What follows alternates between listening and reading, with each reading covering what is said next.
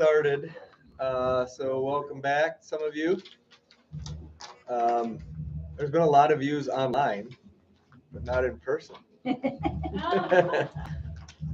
So we're going to keep going. Last week, I was speaking to parents.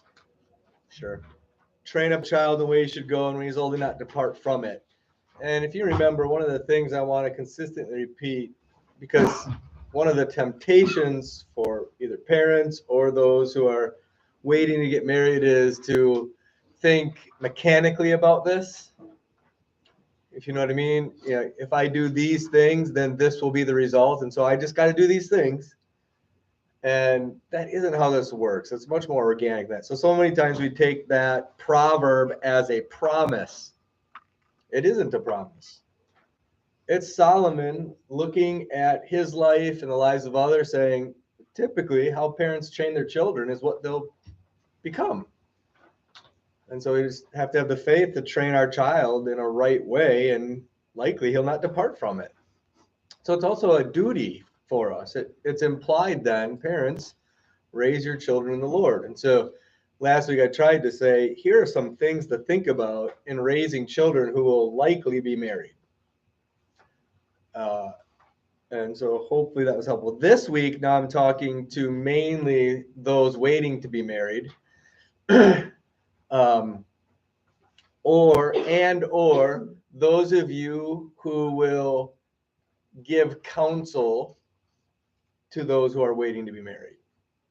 So the church should be filled with counselors, not in like the licensed counselor sense, but in people who love God, who will be involved with others who are a little bit further ahead and that they'll be looked to. And it's often unexpected, if you know what I mean. It's not like you'll set up a counseling appointment with somebody who says, hey, I'm thinking of getting married. Can you come and talk to me about that? But rather just a conversation in the hallway where something gets brought up and suddenly you find yourself needing to think and give advice that will help somebody, or maybe not, on getting married. So trust in the Lord with all your heart. Do not lean on your own understanding. In all your ways acknowledge him, and he will make straight your paths. Be not wise in your own eyes. Fear the Lord and turn away from evil. So if you're a younger person looking to get married someday, this is doubly true in the area of dating and pre-marriage and marriage. Don't be wise in your own eyes. You don't know what you don't know. And so what this verse is saying, of course, it has this analogy of a path, and your life is like that. You're going to be walking, you're on a journey, but most of your journey will be kind of small things, important, but they're not like major significant events. But one of those very major significant events will be who you marry. And if you remember from last week, not only who you marry, but what kind of person you'll be in your marriage. So you'll need faith for it. And by faith, I don't mean mainly the kind of faith like that God will bring you your soulmate, but faith for you to live in a way that is helpful when you get married. You'll have to have faith to trust in God, to not lean on what you think, to acknowledge God, that is to go to his word, to go to people who love you, to not be wise in your own eyes, but to turn away from evil. So one of the repeated things I want to say today is, for those of you looking to get married, whether it's in 15 years or in 5 or in 2, you will need counsel. And you'll need counsel before you think you need counsel. You'll need counsel before you know you need it. And so let me just do it like this. Let's say somebody is attractive to you, and you would like to get to know him or her better. Before you even approach him or her, you should consider approaching somebody else to get advice on whether or not you should approach him or her. Before you get all intertwined emotionally with the person, just seek some advice from mom and dad, from others you trust. That's a great way to not be wise in your own eyes, to make that practical. So, and then those of you who are married, be ready to help them. Be praying for those opportunities. I think this is the area of our church, any church, that we could continue to be part of and improve on. All right, next week we'll talk about how to find somebody to marry. What does that look like? Dating and so on. Then the final week we'll go through what we do in premarital counseling and actually the wedding and thereafter. Okay, so that's where we're going. Any questions? I asked last week, is there anything that you want to tell me to make sure I cover? Is there anything like that that you're thinking of? Including those of you online, you can get a hold of me. Anything on this? No? All right, let's pray. Father, we ask your blessing on us now. Help us to trust you with all of our heart, to not lean on our own understanding, to acknowledge our deficiencies, our needs, our lack of wisdom. So acknowledge you, that you'd make our paths straight.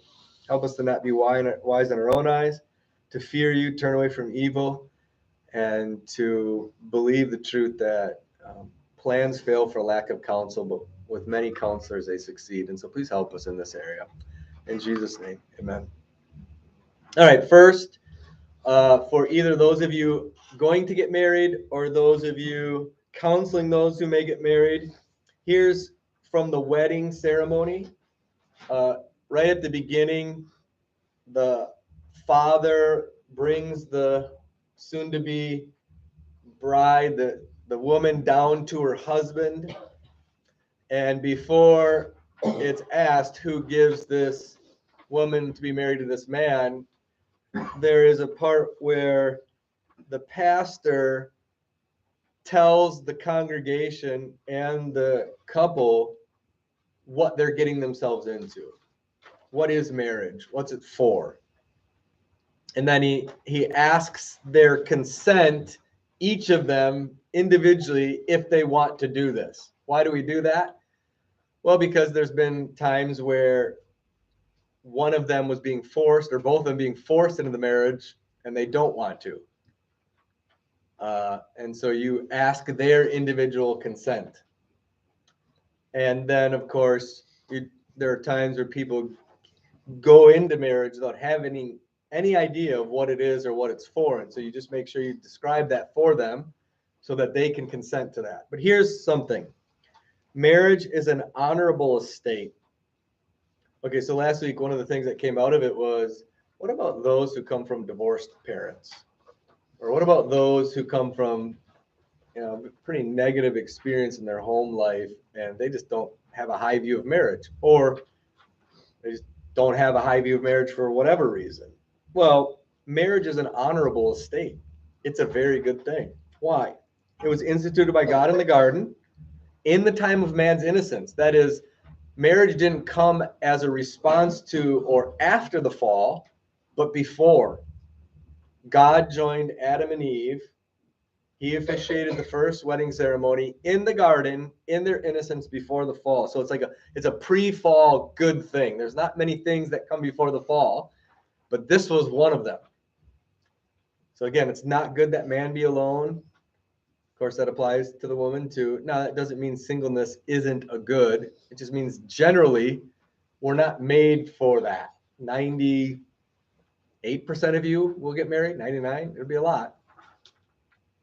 So, before the corruption of sin, signifying unto us the mystical union between Christ and his church. So Ephesians 5 tells us that a man and a woman becoming one flesh is signifying something greater. And that greater thing that every marriage signifies is Christ's love for his church and the church's response to Christ. So that's the second reason marriage is a really good thing.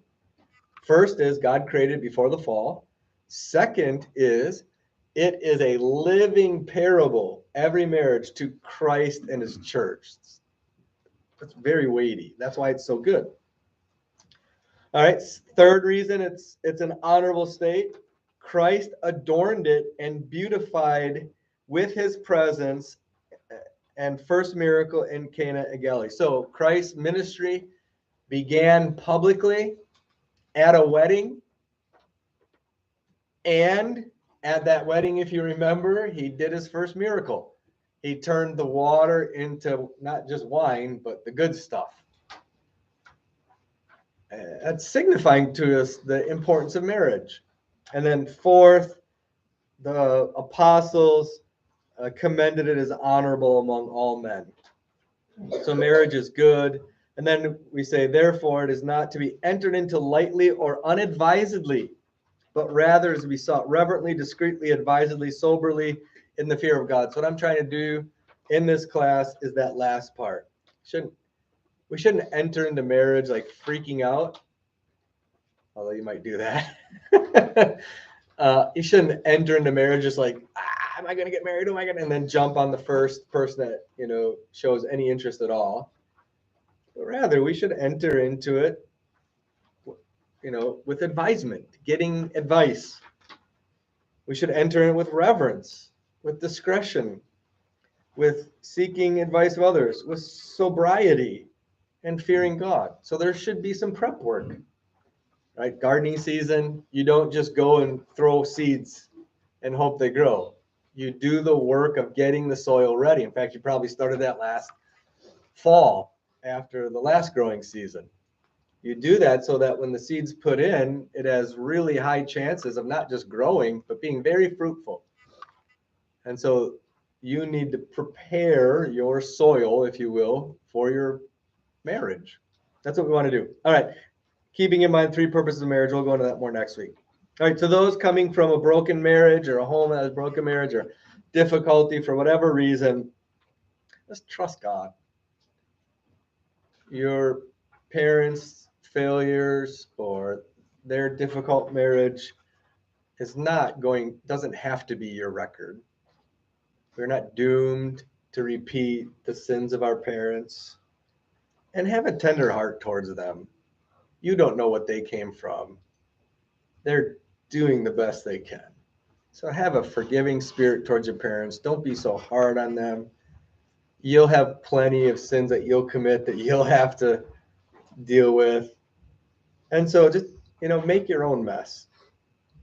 So, and don't become bitter. Don't throw out the baby with the bathwater. What I mean there, don't throw out the hope of marriage just because you haven't seen it go well for others. Don't throw out the hope for your marriage because you see in the world all kinds of mess.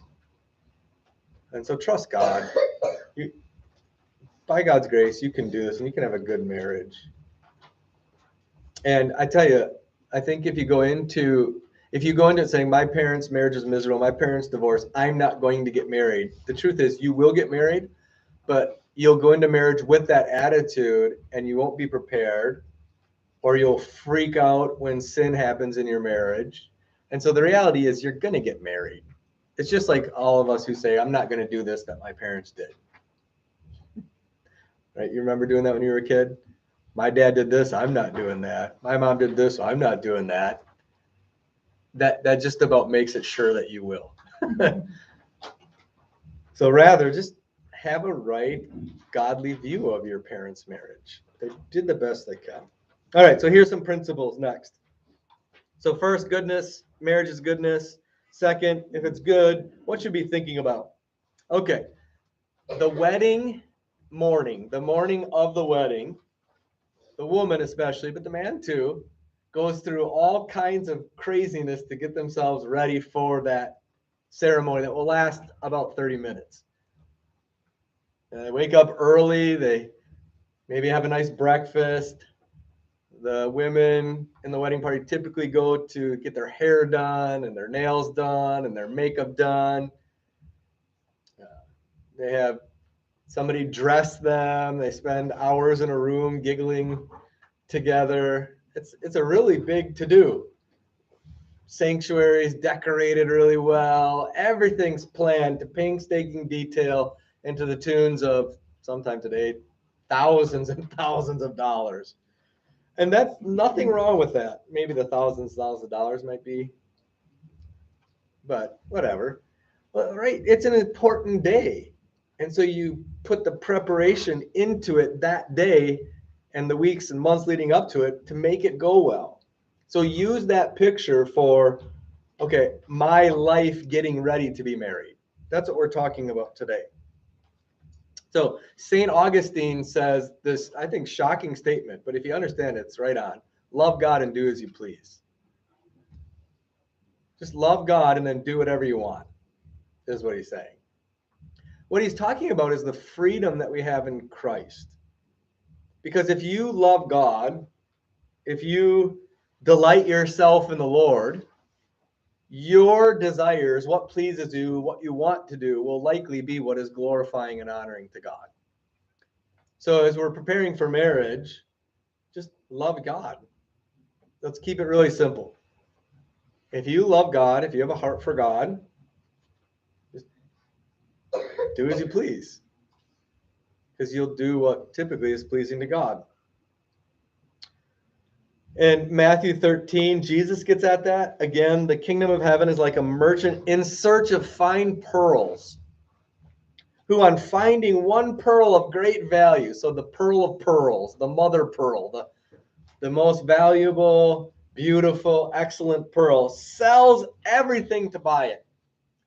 Of course, that parable is about Christ, about God's kingdom. That if you see Christ of such value and worth that you'd be willing to lose everything, then just do whatever you want. Because if that's your heart attitude, you're good. This is why we are to love God with our heart, soul, mind, and strength. If you do that, your life will be good because you're in order. You're rightly ordered. So if you think about getting ready for marriage, get ready by cultivating a heart for God, by delighting yourself in the Lord. Now, I think sometimes we tell teens or young people that like that's something that adults do. But there is a record of very godly preteens, teens, young men and women who love God and are used greatly. And so do that. All right. So this matters in regards to marriage. So counseling others, if somebody comes to you with marriage advice, maybe the first thing to inquire of is where they're at with the Lord. How are they doing with Christ?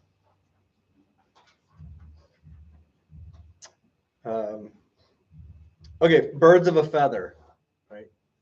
So one of the principles in pre-marriage stuff is you'll attract who you are.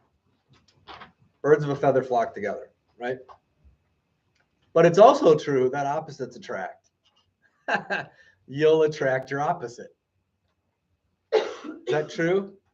Those of you married? Yep. Yeah. So what do I mean by birds of a feather flock together? I mean spiritually, your spiritual temperature, you'll attract somebody like that. If you're somebody who's godly and seeking the Lord, you'll likely attract somebody who's godly and seeking the Lord. If you're not, you won't. That's true. But then you'll also attract somebody who's the opposite. If you're an early riser, you'll probably attract somebody who's a late riser. Loves to stay up late, wake up early. That's a man and I do. If you're somebody who's, more go with the flow, big picture, doesn't get bent out of shape, you'll likely attract somebody who's much more detailed and really sweats the small stuff. That's good because you want to balance each other out. It's really good. So I just want to bring some balance to you. You'll attract somebody who's spiritually like you. And so it'll be really helpful to you in the other if you're cultivating a spiritual depth and maturity. But also, you're not going to attract somebody who's like you at all. And before you're married, that won't bother you a bit. And after you're married, it'll bother you a lot. Because before you're married, you'll overlook all of those differences. In fact, you'll write poems of how beautiful those differences are. And then the day after you're married, suddenly they're not beautiful anymore. They're a problem. And that's all right. That's part of the dance, part of learning to love each other and your differences. So that's one principle is get ready. Just like you're going to get ready the morning of your wedding, get ready the years before your wedding to be somebody that can be really helpful to the person you're marrying. Again, focus on yourself, plank in your own eye. All right, so here's some principles. Number one principle, tattoo this one on the forehead. The absolute 100% without a doubt need will be for counsel constantly in this area. Seek the advice, the input of others. Doesn't mean you always got to listen to them. Doesn't mean they're always going to be right. But plans fail for lack of counsel. With many advisors, they succeed. The companion of fools suffers harms, but he who walks with the wise will be wise. So just get counsel. Get counsel before you need it. In fact, if you find yourself involved with somebody else and you're reluctant to seek counsel on whether or not it's wise, you have your answer. If you don't want to listen to anybody else, if you don't want to get their input, you're probably entering, you are entering into something that you know is wrong, and you know what somebody that you trust will tell you, and so you just don't want to hear it. And Pride before the fall. yeah, right. And that is pride. That's a really good point, Roger. Pride before the fall. So get counsel.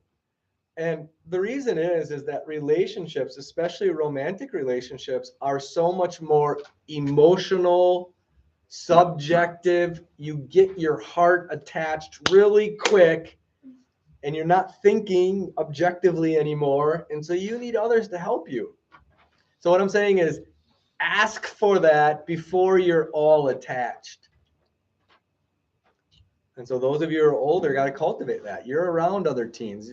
You need to help parents by going to teens and saying, hey, how's it going? Anybody you're interested in?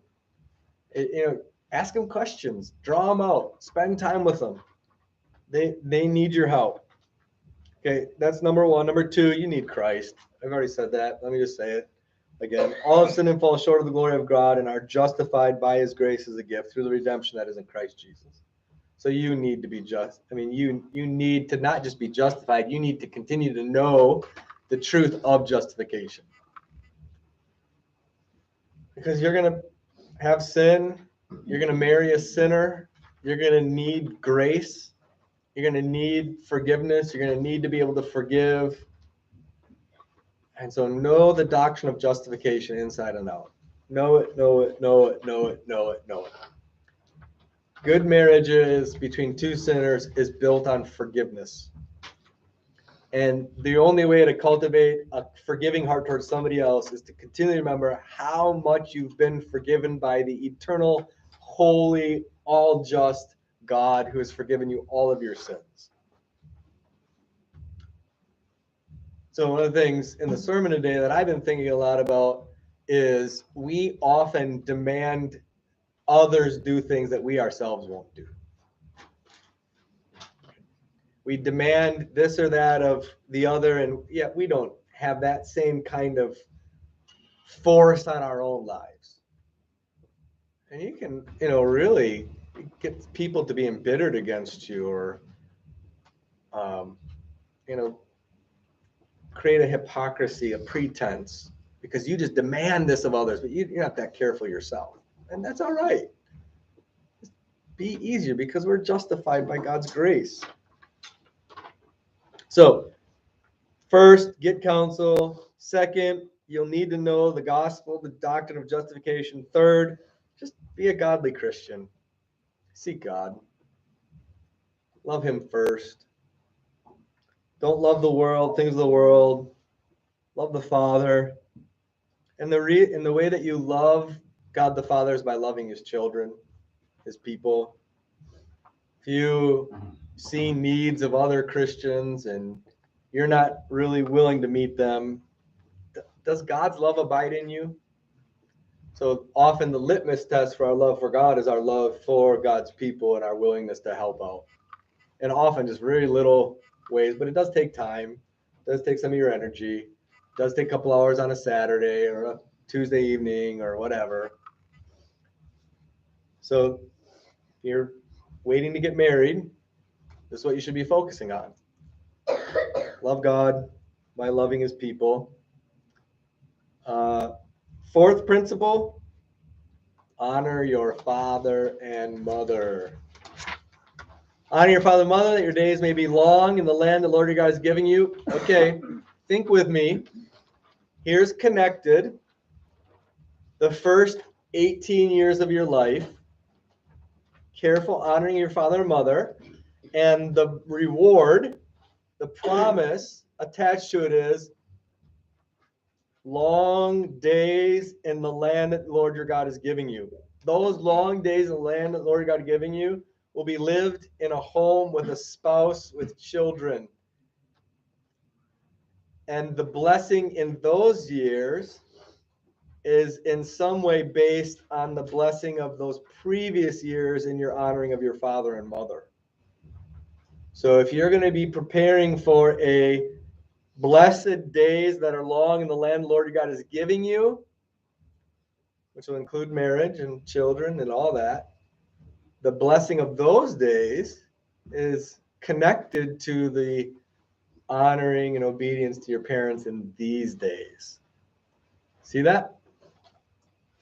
So, how can you love your future husband or wife? To honor your father and mother now. So, young girls, you're learning how to love your husband and honor your husband by honoring your father now. Young men, you're learning how to cherish and treat your future wife by how you treat your mom now. You're setting up a heart that cultivates love of God and fear of God and obedience to God's commands by how you respond to your parents, particularly where you disagree. You're learning how to be reasonable in a marriage relationship based on a reasonableness with your parents, on whom you'll often disagree with. So God is here tying, good things in the future with how you're treating your parents now. Isn't that something? Isn't that crazy? So there's really only one command given age specifically in the Bible to children in the home. Now, you do go on honoring your parents after you're out of their home. But here, this command is mainly given to children, age specific. So how do you get ready for marriage? Honor your parents now. Want a good marriage then, fruitful marriage, happy home, starts now with you honoring your father and mother. You want it to go well with you in your marriage, and with your children, honor your father and mother now. Yep. Question, what would you say to, I know there isn't a clause here, but if you have parents that aren't honorable, Yeah, and haven't treated you the way they should, sure. It's very hard to honor someone that Yep. is just treated you like garbage. Yeah, if you've had an abusive parents or emotionally manipulative parents or parents that couldn't be bothered to spend time with you or pay attention to you, that there's still a way to honor them. That, well, I guess I would say honoring them is going to look different than honoring parents who do love you and spend time with you, but still screw up. And the way you're going to honor them is cultivating some kind of a willingness to be forgiving, even though you're probably not going to be in a deep, intimate relationship with them.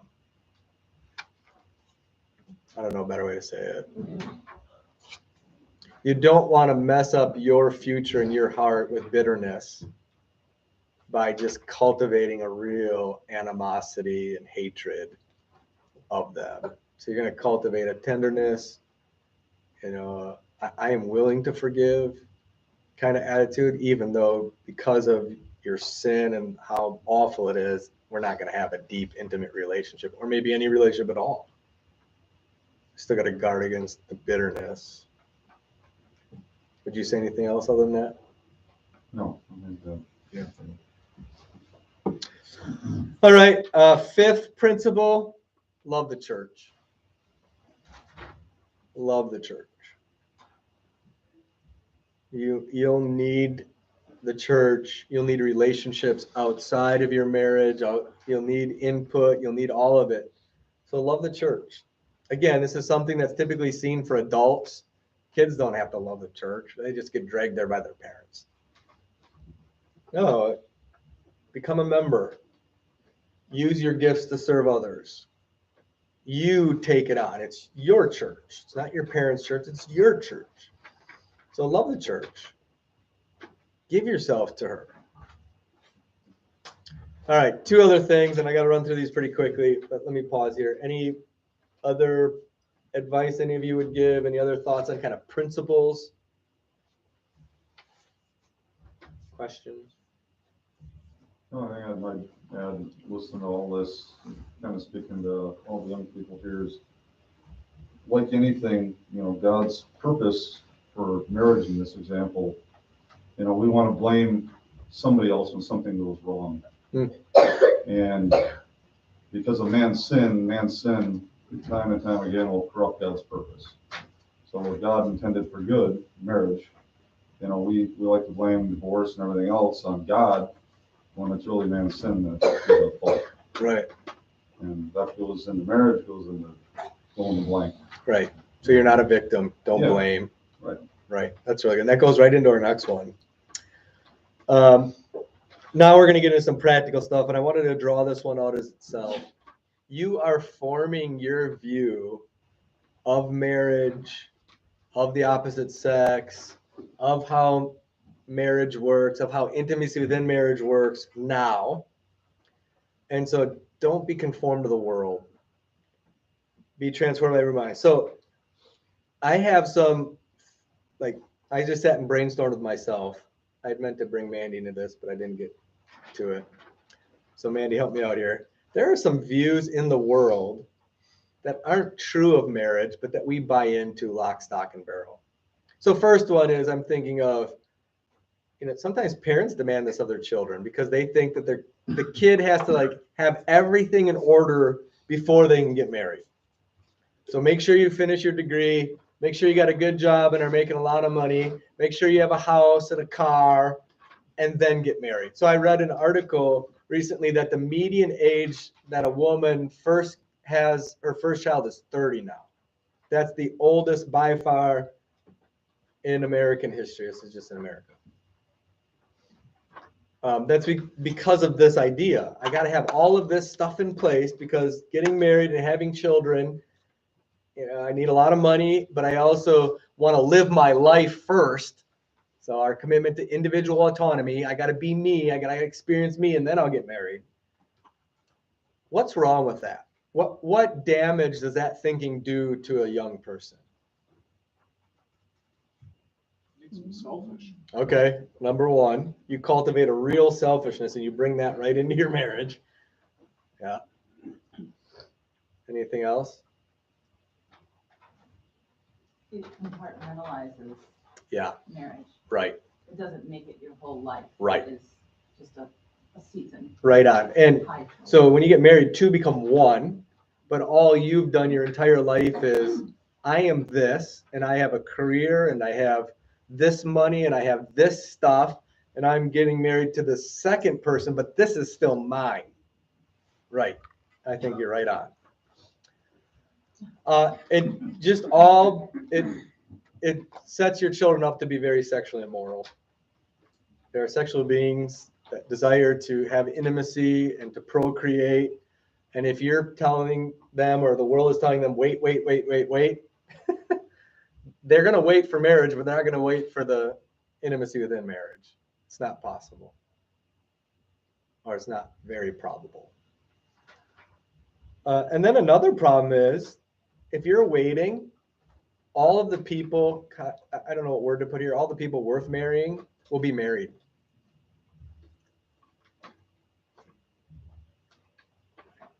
If you're waiting, they'll be married. And so the people who aren't married won't be married for a reason. And then the older you get, again, forgive me, the less attractive you are. It just happens. See the beauty within. Yeah, right. Yeah, that's a good thought, Roger. Were you looking for the beauty within? This isn't about me. So, yes, there are things you want to get in place and be working towards, but Adam and Eve were married before anything else was done. That was my thought this morning when I was thinking about it.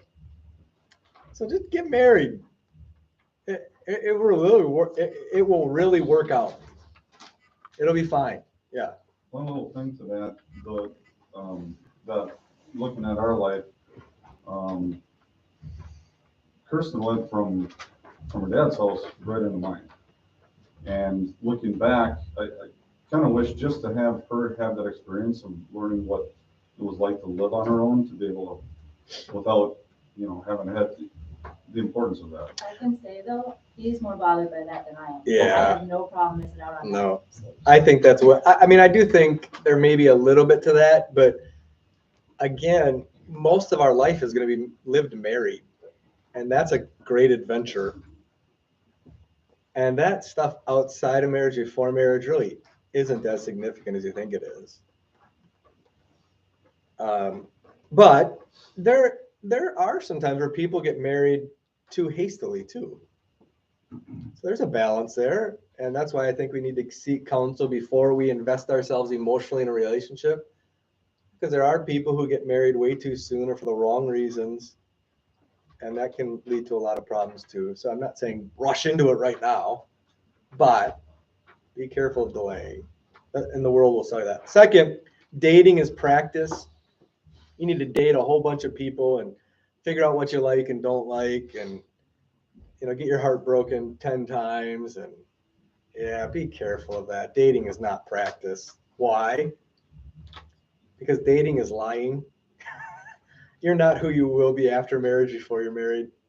You're putting on your best show. Yeah, it's not a mission field. It isn't the mission field. Right. You know what I mean? Yeah. Yeah, you're going to want to date Christians. Another way to put it is, you formed what you like and don't like without having to date a whole bunch of people to figure that out. And of course, sexual activity before marriage is not practice for marriage. They're two totally, completely, utterly different things. You can't practice. The sexual activity before marriage is for completely different reasons than sexual activity after marriage. They're not in the same universe. Because the statistics of people who cohabitate and have sexual activity before they're married, divorces are staggeringly higher than if you won't. That's worldly wisdom, and it's not biblical thinking. The biblical thinking is pretty much complete chastity, and then you give yourself to somebody. It's a very different mindset. Okay, another worldly view is like Mr. Right, Mrs. Perfect. I didn't know if there was a female version of Mr. Right, so I just came up with Mrs. Perfect. Kind of the soulmate thing. Every Hollywood movie, there is this one out there.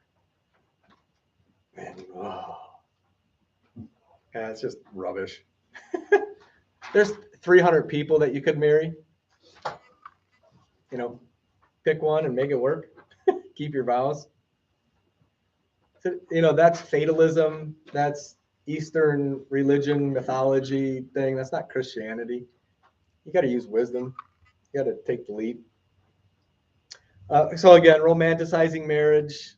I think it's going to be this most amazing dating process, and Hallmark movies are ruining us. There's my little Hallmark movie shot. They're fun, watch them, but just be careful. It's not that romantic. It is romantic, but it isn't. It's going to be hard. It's going to be work. Another one is that, our world is kind of aggressive females and passive males. There are plenty of times where the woman needs to say, hey, buddy, get moving. And sometimes men are reluctant, and a girl might have to go up to the guy and say, you can ask me out. Right. So girls, you can do that, but just be aware of you being the pursuer. And guys, girls want confidence. They'd like a guy who comes up and starts a conversation with you and then asks you out on a date that you initiate. So go for it. I've told the story before. Manny and I, we had just started getting to know each other, and I was timid, but I was trying to involve, but I wasn't. But there's another guy who asked me if we were dating, and I lied to him and said, yeah, absolutely. Yeah. So go after her. Go get her. But don't be awkward about it. You can tell if a girl's interested in you. Is she making eye contact with you? Does she engage in conversation with you? If not, don't bother her. She doesn't like you. It's all right for her not to be attracted to you. But if she's making eye contact with you and you go and talk and she's willing to talk, then go ahead. Because gals are often too kind to say, I don't want to talk to you anymore. And then just, again, the worldly view on this is your deal. Don't get counsel from anybody. You just do what you want. Don't listen to anybody else. It's almost like this, you have this crusade, and though everybody's telling you you're being a complete moron and the person that you're interested in is not good for you, that you're just going to do it and make it work. It just isn't so. Listen to counsel. But then again, beware of applying these things too woodenly. Be very wise in applying them. This isn't mechanical. You got to use wisdom. All right, some practical matters. Establish spiritual habits and disciplines now, but realize that as your seasons of life change, they'll change. Because before you're reading the Bible on your own, you're praying on your own, you're going to church on your own. Now you'll have a spouse to do that with. So they're going to change, but establish spiritual habits now. Especially confessing sin, and especially confessing sin and getting help from others. Establish that pattern early on in life because you'll need it after marriage. You'll need help because marriage is not happily ever after. It takes a lot of work and a lot of help. Second, practically, men are men and women are women. You're different. Men, your wife needs you to cherish her, to lead her. You're going to have to figure that out as a man. It's going to be different how you apply your biblical principles to marriage. Women, it's going to be different. He'll need you to respect him and submit to him. But men also need a woman who tells them when they're wrong. And men need to be the kind who get grumpy with that and then say, you're right, after a day of stewing on it, or 2 days or 3 days. Men are helped by their wives to become better men. So you gotta figure out that dance. Men got to be men and women got to be women, but it isn't like this, cardboard cutout thing where it's just the same in everybody's marriage. It's going to be different in yours, but you got to be a man, you got to be a woman. And that applies to dress. That applies to everything, all the way through. Okay, date to marry. I just want to get this into your head. Again, get counsel sooner rather than later. Gals, if there's a guy interested in you, one of the ways that you can do this helpfully is if a guy is expressing interest and he asks you out, you should encourage him to talk to your dad. Don't jump into it and get all caught up with him and then after 6 months, bring him to meet dad. Do that right away. Young men, if there's a young woman that you're very interested in, pray, be thoughtful, make notes on pros and cons, and ask advice. Seek wisdom.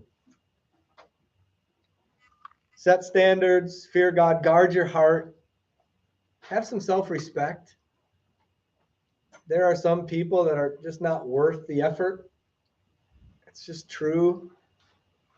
Don't date who you can't marry. So this is my missionary dating. You can't marry a non-Christian if you're a confessing Christian. So don't even date them. Even if they're very attractive and have all this stuff, if they're not a Christian, then they're not marryable for a Christian. And those of you who think you're smarter than everybody else, please read the Bible and look how ruinous that was over and over and over and over again to the saints.